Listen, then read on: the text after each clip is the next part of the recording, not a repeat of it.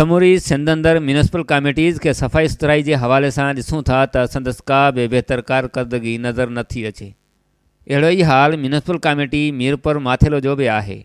हर महीने करोड़नि रुपयनि जूं बजटूं चांहि ऐं पाणी ते इस्तेमालु थींदियूं आहिनि ऐं हितां जा बाअसर सियासी माण्हुनि पंहिंजा माण्हू विहारे संदन सफ़ाई लाइ मिलियल फंडनि खे सफ़ाई करण लाइ इस्तेमालु करण बदिरां पंहिंजे ख़र्च हेठि इस्तेमालु कयो आहे, जंहिं करे सॼो मीरपुर माथेलो शहर गंद में भरियो पियो आहे ऐं लखनि जी आबादी गंदगी वारे माहौल में रहे थी।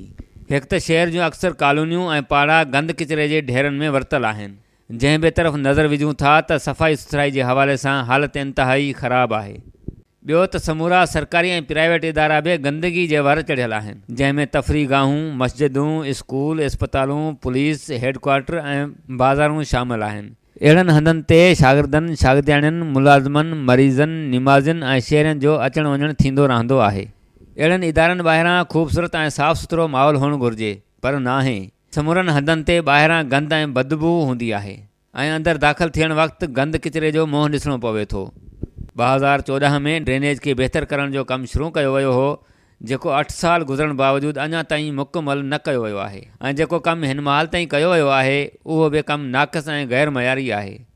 हिन मनसूबे ते अरबें रुपया ख़र्च कया विया आहिनि। हिन महिल बि गंदे पाणी जे नेकाल जो को बि दुरुस्त बंदोबस्तु न थियल आहे। शहर जा गटर ऐं नालियूं सफ़ाई न थियण सबबि भरियूं पियूं आहिनि। नालियूं उथण सबबि गंदो पाणी घटियुनि रोडनि ऐं रस्तनि ते बीठल हूंदो आहे ऐं बरसाति जे मौसमनि में सॼो शहर ॿुॾल हूंदो आहे, जंहिं करे शहरनि जे किरोड़नि रुपयनि जे जॻहियुनि ऐं दुकाननि खे वॾो नुक़सानु थियो आहे। इहो मसइलो सालनि खां आहे जेको हल नथो कयो वञे।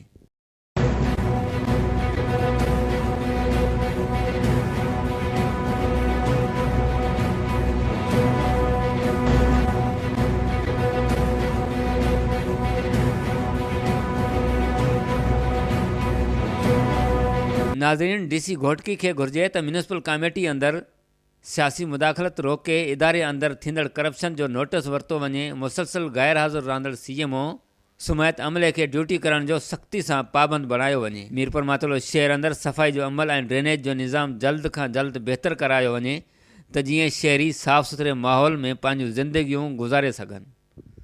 उमर कोराई, मीरपुर माथेलो।